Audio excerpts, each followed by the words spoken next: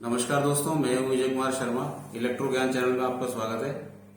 दोस्तों, आज का वीडियो मेरा जो है वो आज का टॉपिक है how many watt in 1 ampere, यानी 1 एम्पियर करंट जो होता है उसमें वाट कितने होते हैं। तो ये कई बार इंटरव्यू में भी पूछ लिया जाता है। मान लीजिए आप कहीं इंटरव्यू देने गए और वहां पर आपसे पूछ लिया गया कि 1 एम्पियर में कितने वाट होते हैं।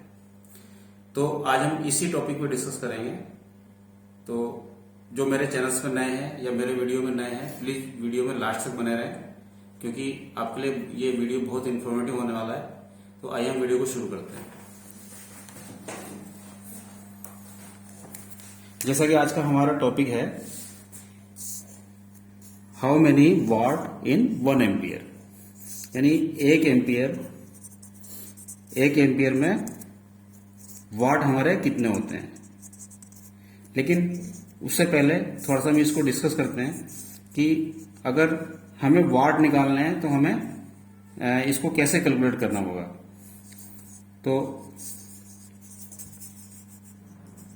सिंपली हमें वाट निकालने का जो फार्मूला होता है, वाट हम निकालते हैं V इंटू आई। लेकिन ये जो V इंटू आई जो है, ये फार्मूला हम डीसी वोल्टेज अगर है हमारे पास तो वहां पर यूज करते हैं।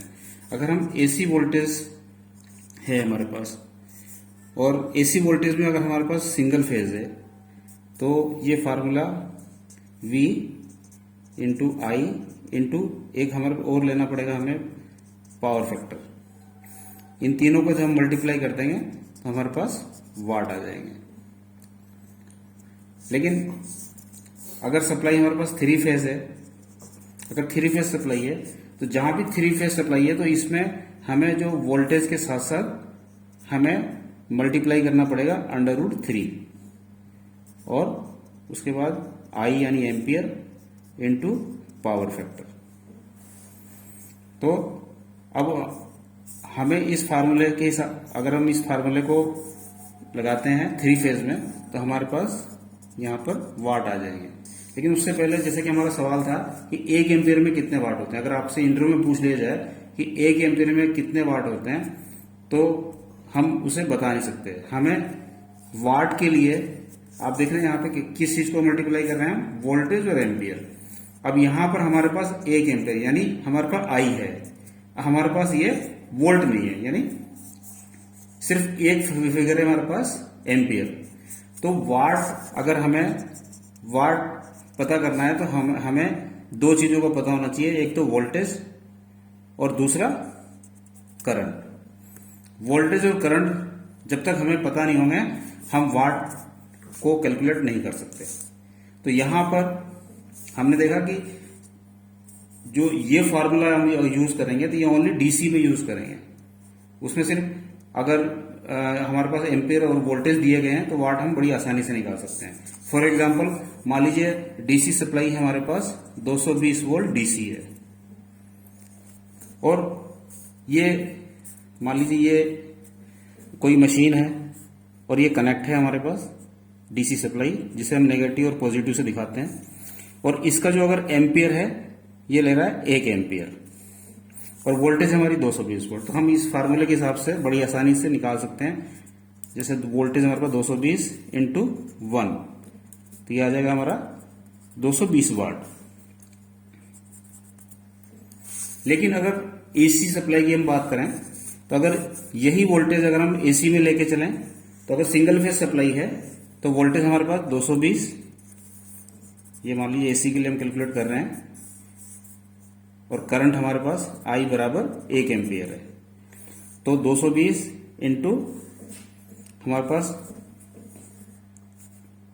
I है 1 इंटू, अब पावर फैक्टर अगर जहां पर पावर फैक्टर नहीं दिया गया है या ज्यादातर अप्लायंसेस पे पावर फैक्टर जो हम 0.8 कंसीडर करते हैं तो हम 0.8 ले लेंगे। अब हम इसको यहां पे मल्टीप्लाई करते हैं 220 इंटू 1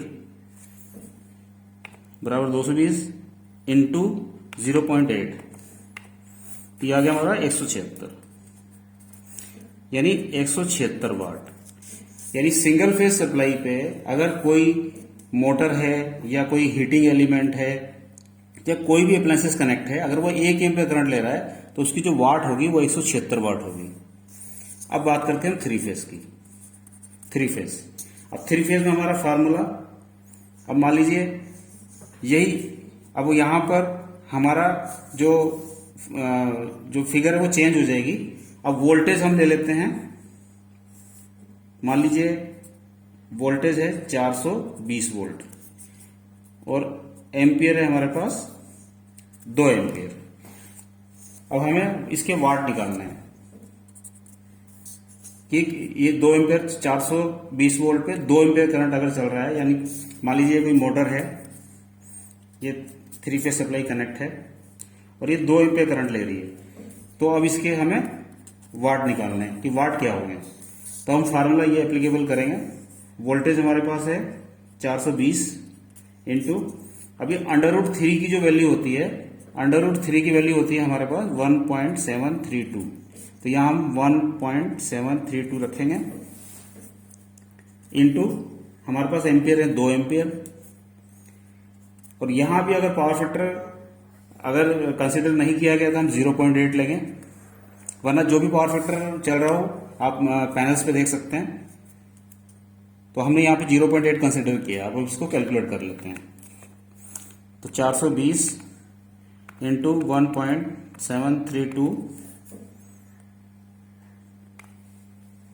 इंटू 2 एम्पियर इंटू 0.8, ये आ गया हमारा 581.9।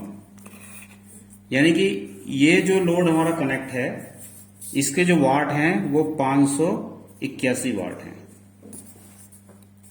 तो इसी तरह से आप, और मान लीजिए 415 वोल्टेज है और एम्पियर ले रहा है ये 1 एम्पियर लोड है। और थ्री फेज, अब ये लोड कुछ भी हो सकता है, मान लीजिए कोई ये हीटिंग एलिमेंट है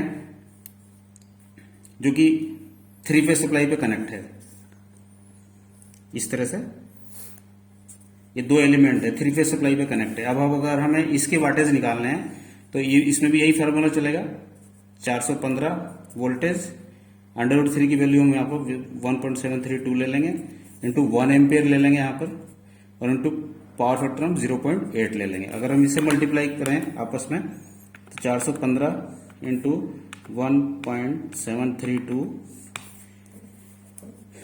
इंटू 1 और इंटू 0.8, तो ये आ गया हमारा 575 वाट।